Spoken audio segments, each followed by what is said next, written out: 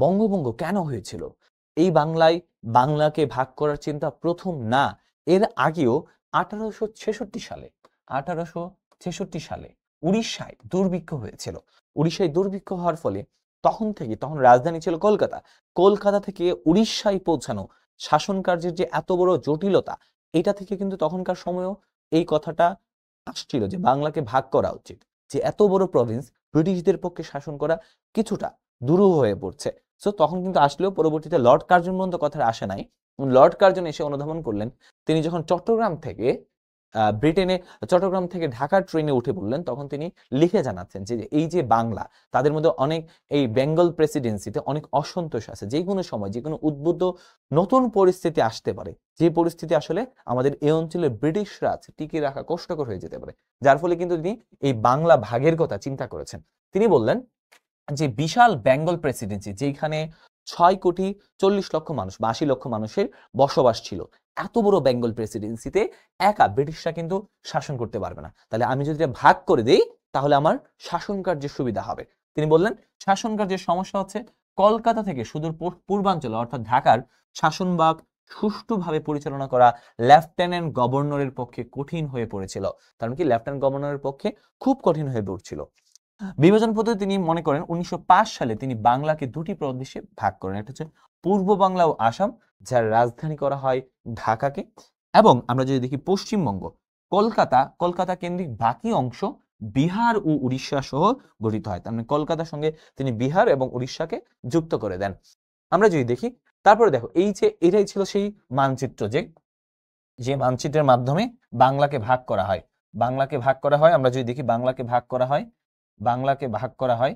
ওকে, তো এটা যদি দেখি, এটা হচ্ছে বাংলা প্রদেশ। আমরা যদি দেখি আমরা যদি দেখি বাংলা প্রদেশ, আর কি পূর্ববঙ্গ হচ্ছে এটা, পূর্ববঙ্গ আসাম এবং বাংলা প্রদেশকে আমরা যদি সহজভাবে বুঝি, বাংলা প্রদেশটা ছিল এই বাংলা প্রদেশ ছিল কলকাতা, পশ্চিমবঙ্গ, রাজধানী ছিল কলকাতা, পশ্চিমবঙ্গ, আমরা যদি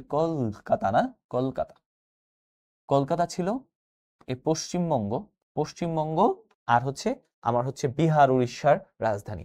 আর আমরা যদি ঢাকা ছিল এই পূর্ববঙ্গের রাজধানী। দুইটা ভাগ করা হয়। কেন ভাগ করা হয়? প্রশাসনিক সুবিধার জন্য। কিন্তু এর পেছনেও একটা গল্প আছে। গল্পটা কি? এই অঞ্চলটা থেকে তিনি দেখলেন, লর্ড কার্জন দেখলেন সবচেয়ে বেশি বিদ্রোহ, সংগ্রাম, আন্দোলন হচ্ছে এই বাংলা থেকে। ঐতিহাসিক জিয়াউদ্দিন বারানী বলেছেন বাংলাকে বুগলাকপুর নামে সম্বোধন করেছেন। কেন? বাংলাকে বলেছেন বিদ্রোহের নগরী, এখানে বিদ্রোহ হয়। তো এই জন্য তিনি কিন্তু কি করেছেন, বলছেন না, বাংলাকে ভাগ করা দরকার। কেন? তাদের প্রশাসনিক সুবিধা না, এই অঞ্চল থেকে তিনি আইডিয়া করতেছেন যে এখানে যদি বিদ্রোহ বারবার যে দানা বাঁধতে থাকে, তাহলে তো আমরা এই অঞ্চলে শাসন টিকায় রাখতে পারবো না। যার ফলে তিনি কিন্তু দুইটা ভাগ করে দেন। এবং বাংলাতে যত ব্রিলিয়ান্ট মাইন্ড ছিল, ধরো এই পূর্ববঙ্গ আসামের, তারপরে বাংলা প্রদেশের সবাই কিন্তু এখানে কলকাতা কেন্দ্রিক একটা তাদের আন্দোলন ছিল, কলকাতা কেন্দ্রিক তাদের একটা আড্ডা ছিল। তো তারা চাচ্ছিল না সব ব্রিলিয়ান্ট মাইন্ড একসাথে হয়ে পূর্ব বাংলায় বা এই বাংলা প্রদেশে ব্রিটিশ রাজে একটা থ্রেট হয়ে দাঁড়ায়। ওকে, আমরা যদি দেখো এই অঞ্চলে আমরা যে এরিয়াটা, আমরা পপুলেশনটা দেখি, প্রায় আমরা পপুলেশন ছিল প্রায়, আমরা এখানে 6 কোটি, আমরা যদি দেখি এখানে আছে 6,70,00,000 এখানে হচ্ছে জনগণ ছিল। সো এই যে ইস্টার্ন প্রভিন্স, এটা পূর্ববঙ্গ আসাম, আর এটা হচ্ছে বেঙ্গল অর্থাৎ পশ্চিমবঙ্গ। সো এখানে এরিয়া মুসলিম পপুলেশন ছিল ওই বেঙ্গলে আমরা 9%, আর আমরা 9% না, 9টা প্রভিন্সে, আমরা এখানে 18টা প্রভিন্সে ছিল মুসলিম জনগণের সংখ্যা হচ্ছে ইস্টার্ন বেঙ্গল 58%, আর এখানে ছিল, আমরা যদি দেখি এই যে এখানে 16%, আর এখানে ছিল 58%। এই মুসলিমরা বেশিরভাগই ছিল চাষা বসা গরিব মানুষজন, হ্যাঁ, বেশিরভাগ সময়। ওকে, সো আমরা যদি দেখি বঙ্গভঙ্গের এই যে ভাগ করে দিল, ভাগ হয়ে গেল। এখন এই অঞ্চলে তোমাকে যদি সহজভাবে বলি, এই অঞ্চলে টোটাল কলকাতাতেই তোমার হচ্ছে একটা ইউনিভার্সিটি সহ 22টা কলেজ ছিল। আর এই অঞ্চলে তার মানে শিক্ষা দীক্ষা সবকিছু, আগে কি হতো, কোনো কিছু দরকার হইলে কোথায় যেত? কলকাতা। সবাই কোথায় যেত? কলকাতায় যেত। তো এই কলকাতায় এই অঞ্চলের মানুষজন যেত। আর এই অঞ্চলে জমিদার ছাড়া ছিল, ধরো এই যে পূর্ববঙ্গ আসামের জমিদার, অনেক জমিদার ছিল। জমিদাররা তাদের জমিদারি ছিল এই অঞ্চলে, কিন্তু তারা বসবাস করতো এই কলকাতার এলিট সোসাইটিতে, কলকাতাতে। তাহলে জমিদাররা বসবাস করতো কোথায়? বসবাস বসবাস করতে কোথায়? বসবাস করতে এই কলকাতাতে। তো এখন দুইটা ভাগ হয়ে গেলে তাদের জমিদারি কিন্তু হুমকির মুখে পড়ে যায়। কারণ ভাগ হয়ে গেলে তো এটা আলাদা প্রভিন্স, তো জমিদারদের যে চলাফেরা, হ্যাঁ, তাদের বসবাস, তাদের টাকা পয়সা সবকিছু কোত্থেকে? এই পূর্ব বাংলা থেকে আসে। তার মানে কি তাদের টাকা পয়সা রোজগার সব বন্ধ হয়ে যাবে। তো তারাও চাচ্ছিল না যে এখানে ভাগটা হোক। ওকে, তারা এই বঙ্গভঙ্গের বিরুদ্ধে, এবং বেশিরভাগ জমিদার তখনকার সময় হিন্দু ছিল, বঙ্গভঙ্গের বিরুদ্ধে তীব্র আন্দোলন হয়েছিল। কারণ এটি তাদের অর্থনৈতিক কারণ কি? এই যে তাদের জমিদারি চলে যাবে।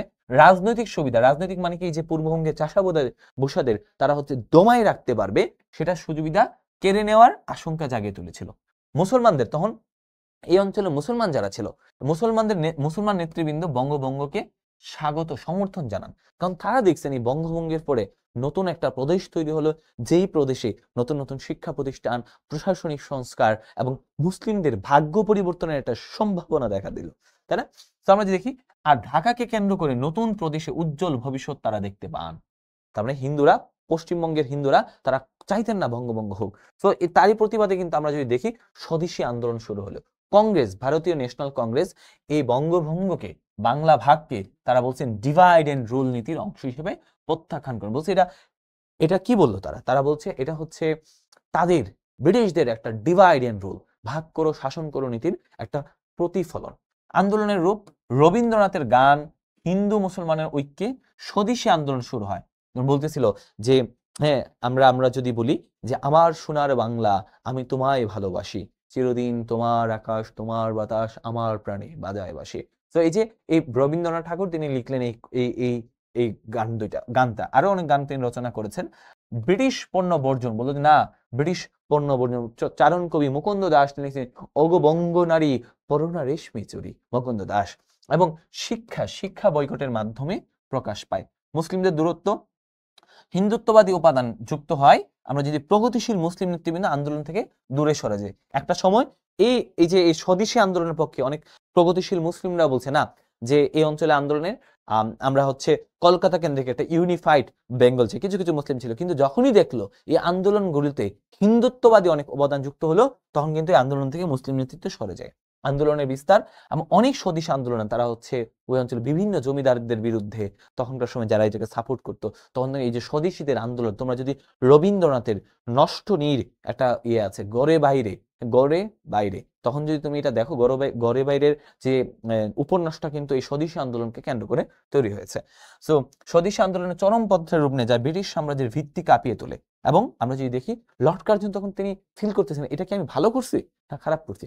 শেষ পর্যন্ত তিনি অনেক তিনি এই যে নতুন নতুন তাদের অভ্যুদয়ের ইতিহাস বা নতুন নতুন আন্দোলন, তিনি এগুলো ঠেকায় মজা পাইতেন আর কি। হ্যাঁ, সো ফলাফল, আন্দোলনের তীব্রতার কারণে ব্রিটিশ সরকার বঙ্গভঙ্গ নীতির ভুল স্বীকার করে 1911 সালে বঙ্গভঙ্গ রোধ করে দেয়। মনে রাখবা 1911 সালে কি বঙ্গভঙ্গ বাতিল করে দেয়। যে অসহযোগ আন্দোলন, বয়কট আন্দোলন, তারা হচ্ছে সব পণ্য বয়কট করে, তারা নিজস্ব দেশীয় স্কুল কলেজ, তারপর হচ্ছে দেশীয় পণ্যের উপর জোর স্থাপন করে। কিন্তু প্রশ্নটা হলো এই যে তখন কিন্তু মন খারাপ করে হয়েছে কার? খুশি হয়েছে হিন্দুরা। কেন? যে তাদের স্বার্থ রক্ষা হয়েছে। তো মন খারাপ করেছে কারা? মন খারাপ করেছে মুসলিমরা। তখন কিন্তু এই মুসলিমদের ক্ষতিপূরণের জন্যই কিন্তু ঢাকা বিশ্ববিদ্যালয় নামে একটা বিশ্ববিদ্যালয় প্রতিষ্ঠা করা হয়। এই ঢাকা বিশ্ববিদ্যালয় এই বঙ্গভঙ্গের ক্ষতিপূরণ হিসেবে আমরা পেয়েছি। যাই হোক, সো বিরোধিতা, সো আমাদের এই ডিভাইড এন্ড রুল আমরা দেখতে পেয়েছি। সো ডিভাইড এন্ড রুল নীতি। সো আশা করি এই বঙ্গভঙ্গের কেন প্রেক্ষাপটটা তোমরা বুঝতে পেরেছো। বঙ্গভঙ্গ করা হয়েছিল বলেছে ব্রিটিশ শাসনের তাদের যে সুবিধার জন্য, কিন্তু দিন শেষে তারা চেয়েছে এই বাংলাকে ভাগ করে দিতে। এবং হিন্দু যারা ছিল, হিন্দুদের তাদের আন্দোলনের তোপের মুখে পড়ে, স্বদেশী আন্দোলন, তারপর অসহযোগ আন্দোলনের তোপের মুখে পড়ে বঙ্গভঙ্গকে বাতিল ঘোষণা করা হয়। Lord Hardinge